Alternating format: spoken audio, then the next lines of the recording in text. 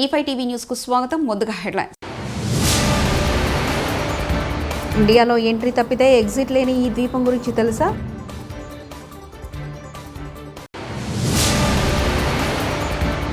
HU విద్యార్థులకు కేటీఆర్ భరోసా.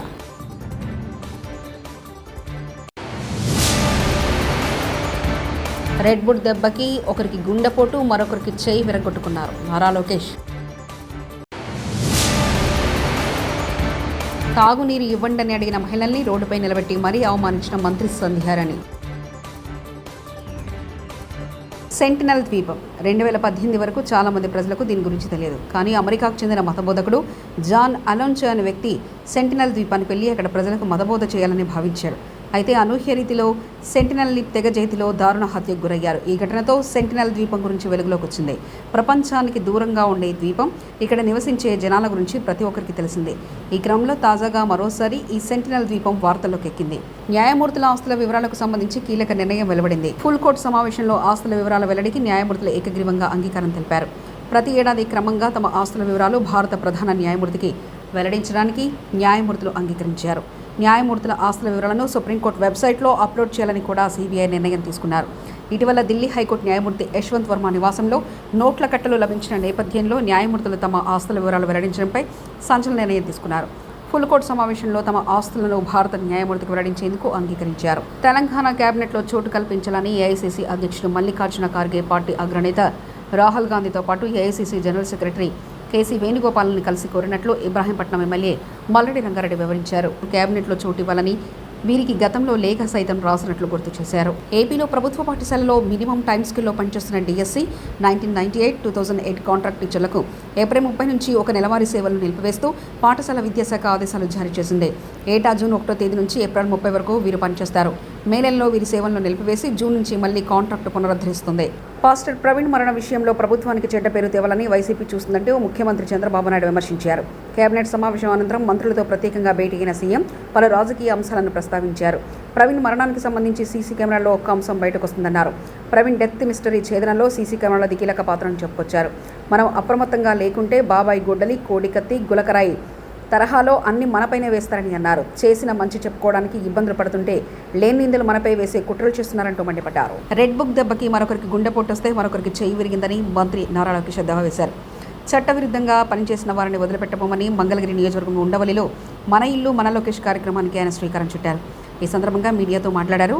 కుల, మత, ప్రాంత విద్వేషాలు రెచ్చగొట్టి రాజకీయ లబ్ధి పొందాలనేది వైకాపా లక్ష్యం అని విమర్శించారు. నేను పదే పదే పాదయాత్రలు కూడా చెప్పా, విజనరీకి ప్రిజనరీకి చాలా తేడా ఉంటుంది. విజనరీకి ముందు చూపు ఉంటుంది. ఆ ముందు చూపు ఏంటంటే ప్రపంచంలో రాబోయే మార్పులు ఏంటి, ఆ మార్పులకి మన పిల్లల్ని ఎట్లా తయారు చేయాలి, మన కుటుంబాలను ఎట్లా తయారు చేసి వాళ్ళకి అనుసంధానమై శాశ్వతంగా పేదరికం నుంచి బయటికి తీసుకొచ్చే లక్ష్యంలో పనిచేస్తుంది. ప్రజలందరూ ఒక విషయం గమనించాలి. 1994లో ఇట్లనే చాలా మంది కంప్యూటర్ అన్నం పెడుతుందా అని ఎగతాళి చేశారండి. ఈరోజు ఐటీ రంగంలో ఎంతమంది పనిచేస్తున్నారు హైదరాబాద్ లో చెప్పండి. హైదరాబాద్ లో మీరు చూస్తే ఒక ఐఎస్బీ కానివ్వండి, ఐటీ కానివ్వండి, జినోమ్ వ్యాలీ కానివ్వండి, శంషాబాద్ ఎయిర్పోర్ట్ కానివ్వండి, ఔటర్ రింగ్ రోడ్ కానివ్వండి, ఇవన్నీ ఎవరండి రూపకర్త? చంద్రబాబు నాయుడు. ఒక విజన్ తో ఏం చేశారు. ఇప్పుడు అదే విధంగా విభజించబడిన ఆంధ్ర రాష్ట్రాన్ని కూడా అభివృద్ధి చేయాలి, అభివృద్ధి వికేంద్రీకరణ జరగాలి, పరిపాలన ఒకే దగ్గర ఉండాలి లక్ష్యంతో మనం పనిచేస్తున్నాం. ప్రపంచంలో అనేక మార్పులు వస్తున్నాయి. ప్రజల్ని ఇల్లు అనుసంధానం చేయాలి. అసలు నిరుపేదరికంలో ఎంతమంది ఉన్నారు, వాళ్ళందరినీ నిరుపేదరికం నుంచి బయటకు ఎట్ట తీసుకురావాలి, దానికి అందరు భాగస్వామ్యం అవ్వాలి. ఇటు పక్క కూర్చుని మేమందరం కూడా భాగస్వామ్యం అవ్వాలి. ఒక్కొక్క కుటుంబాన్ని మేము ఆదుకోవాలి, కుటుంబాలు ఆదుకోవాలి, గ్రామాలను మేము దత్తకు తీసుకోవాలి. ఆ ఒక్కొక్క కుటుంబానికి ప్రాజెక్ట్ ప్రాక్టీసెస్ ఇచ్చి వాళ్ళు పేదరికం నుంచి శాశ్వతంగా బయటకు తీసుకురావాలనేది ఒక లక్ష్యంగా పెట్టుకున్నాం. ఇప్పుడు ఒక మాట చెప్తున్నా, నాకెందుకు అవకాశం వచ్చింది, నేను ఒక కార్నింగ్ మెల్లో చదువుకునేదానికి, నేను అమెరికాలో పనిచేసానికి, ఒక స్టాన్ఫర్డ్ ఎంబీ చేసానికి, నాకు మా కుటుంబ సభ్యులు బాగా చదవాలి, బాగా పనిచేయి, నాకున్న నెట్వర్క్ ద్వారా నేను అందరితో మాట్లాడారే ఏ యూనివర్సిటీకి అప్లై చేస్తే బాగుంటుంది, నాకు వచ్చిన మార్కులు ఇది, నాకు ఎక్కడ అవకాశాలు వస్తాయి. చాలా మంది మెంటర్స్ ఉన్నారు. ఇప్పుడు నారాయణ గారు నాకు టీచర్ ఇంటర్ లో, ప్రొఫెసర్ రాజిరెడ్డి గారు నా మెంటర్ కార్నింగ్ మెల్లో, వాళ్ళందరూ నాకు మెంటరింగ్ చేశారు కనుకనే నేను ఈరోజు ఈ స్థాయిలో ఉన్నా. అలా చంద్రబాబు నాయుడు గారు ఏంటి P4 విధానంలో మెంటరింగ్ చేయమని కోరుతున్నారు. దానికి ఆయన ఎందుకు కంగారు పడుతున్నారు? ఆయన కూడా మెంటర్ చేయమనండి. అరే సొంత చెల్లికి తల్లికి మెంటర్ చేయలేనోడు ఊకే మాకెందుకు లెక్చర్లు వీక్తాడు. ఇప్పుడు ప్రిజనరీ ఏంటంటే ఎప్పుడు జైలు వైపు చూస్తాడు స్వామి. ఆయన చూపు ఎప్పుడు జైలు వైపు ఉంటుంది. ఆయన చేసిన తప్పులకి జైలు వైపు చూస్తాడు. అందుకే ఈ రోజు చూస్తే ఆయన తిరగలేకపోతున్నాడు ధైర్యంగా. అది ఈ రోజు ఉన్న పరిస్థితి ఆంధ్ర రాష్ట్రం. తిరుపతి జిల్లాలోని శ్రీకాళహస్తీశ్వర ఆలయాన్ని సినీ నటి పూజా హెగ్డే దర్శించుకున్నారు. కుటుంబ సభ్యులతో ఆమె రాహుకేతు సర్పదోష నివారణ పూజలు చేయించారు. అనంతరం శ్రీ వాయు లింగేశ్వర స్వామి సమేత శ్రీ జ్ఞాన ప్రసూనాంబికా దేవిని దర్శించుకున్నారు. వేద పండితులు పూజా హెగ్డేకు ఆశీర్వచనం చేసి తీర్థప్రసాదాలు అందజేశారు.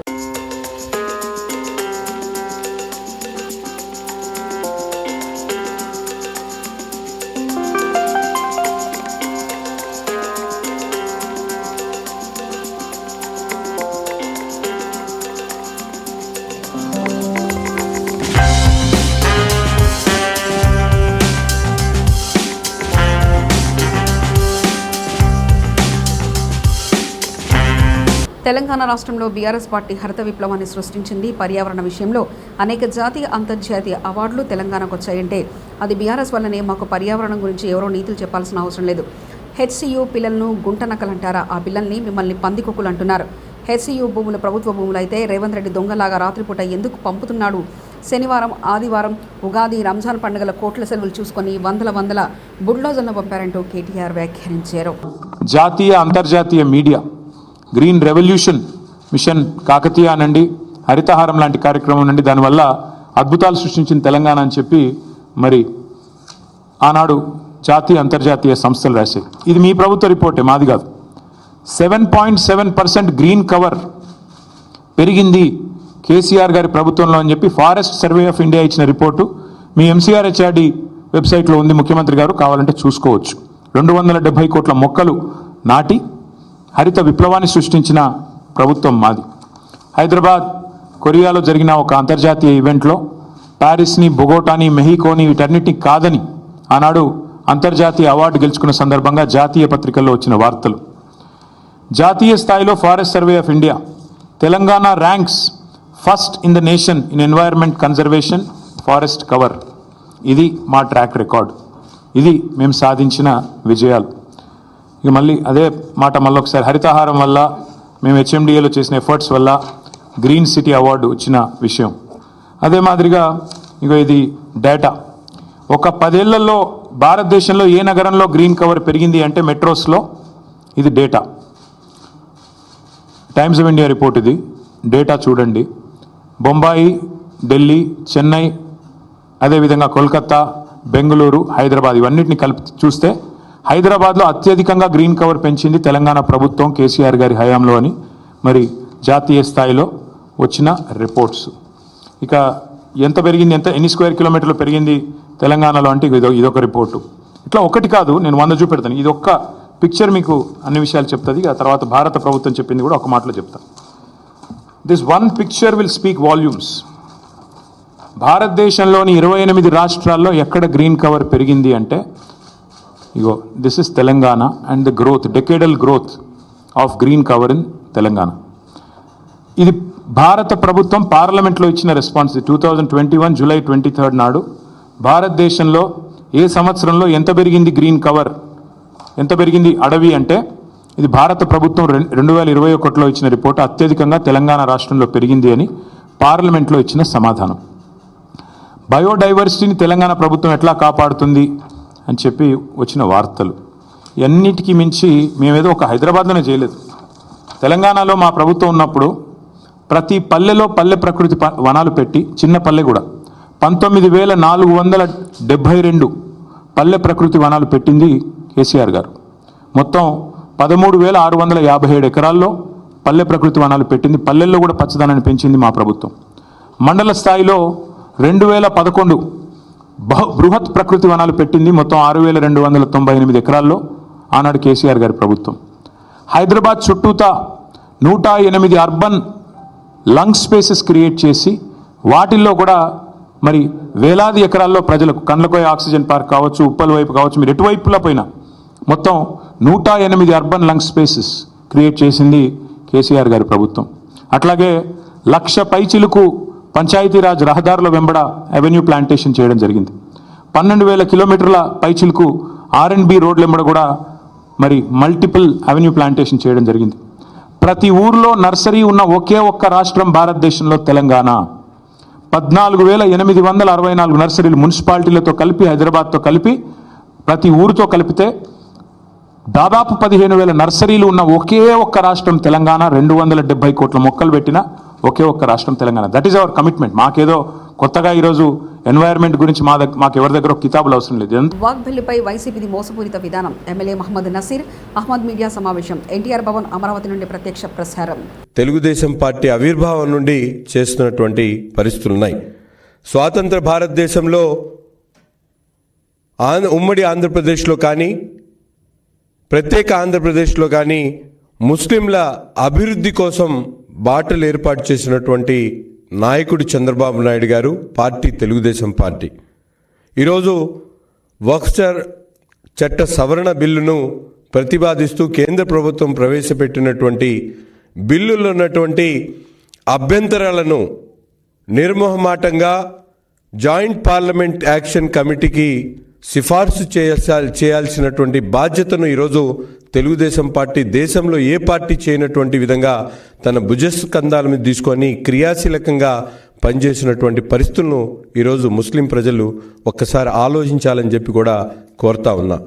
ఎందుకంటే ఈరోజు మనందరం కూడా చూస్తూ ఉన్నాం, గతంలో ముస్లింల పక్షపాతి. త్రాగునీరు ఇవ్వండి అని అడిగిన మహిళల్ని రోడ్డుపై నిలబెట్టి మరీ అవమానించారు మంత్రి సంధ్యారాణి.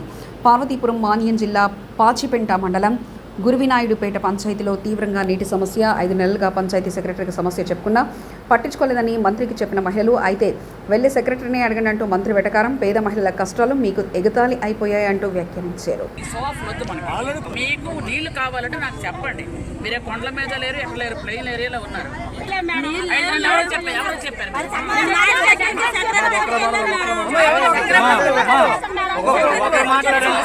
సెక్రటరీకి చెప్పారు కదా, సెక్రటరీని అడగండి, నేర్పుతాను. హైదరాబాద్లోని పలు ప్రాంతాల్లో భారీ వర్షం కురిసింది. దీంతో నగర వాతావరణం ఒక్కసారిగా చల్లబడింది.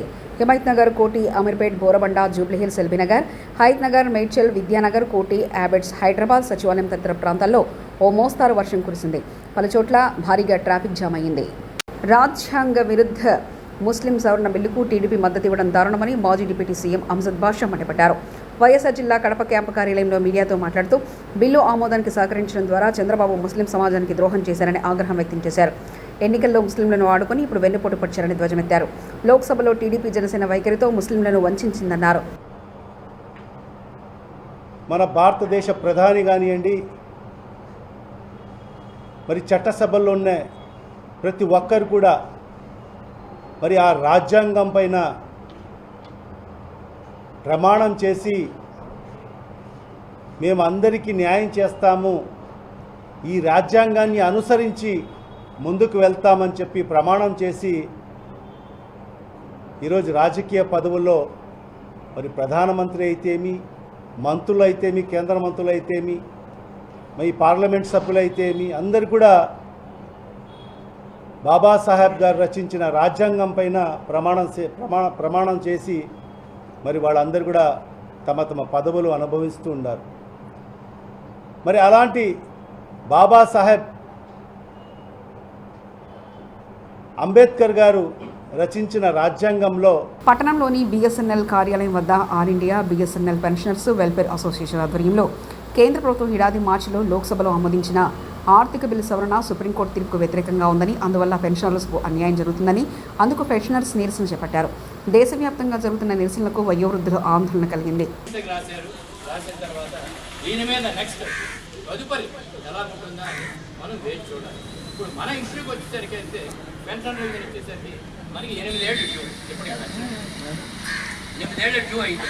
ఇప్పుడు సిపిసిలో చేర్చమని మనం అంటున్నాం. సిసిపిసిలో చేర్చమని మనం already made a representation to Shivagopal Mishra, the JCM chairman, to include our pension revision issue in the terms of reference of HCPC. దాని మీద క్యాబినెట్ సెక్రటరీకి, ఎక్స్పెండిచర్ సెక్రటరీతో మీట్ అయినప్పుడు నో ఇది పనికిరాదు, మీరు వాళ్ళు ఏమొచ్చి ఐడియా పే స్కేల్స్ తీసుకుంటున్నారు, మీకు సెంట్రల్ గవర్నమెంట్ ఎంప్లాయీస్కి సిడిఏ పే స్కేల్స్ వస్తున్నాయి కనుక మేమేమొచ్చి ఎట్టి పరిస్థితి ఇంక్లూడ్ చేయలేము అన్నట్ట. No, it is not that issue, because BSNL absorbed employees pension is being 3/4/2025 తారీఖున మేము మొత్తం దేశవ్యాప్తంగా central government pensioners associations plus మా బిఎస్ఎన్ఎల్లో ఇండియాలో ఎంట్రీ తప్పితే ఎగ్జిట్ లేని ఈ ద్వీపం గురించి తెలుసా?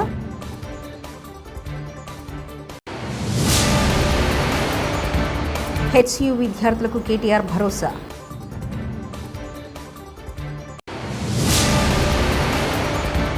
రెడ్ బుల్ దెబ్బకి ఒకరికి గుండెపోటు, మరొకరికి చేయి విరగొట్టుకున్నారు నారా లోకేష్. తాగునీరు ఇవ్వండని అడిగిన మహిళల్ని రోడ్డుపై నిలబెట్టి మరీ అవమానించిన మంత్రి సంధ్యారాణి. ఇవి బులెటిన్ విశేషాలు. చూస్తూనే ఉండండి E5 టీవీ న్యూస్.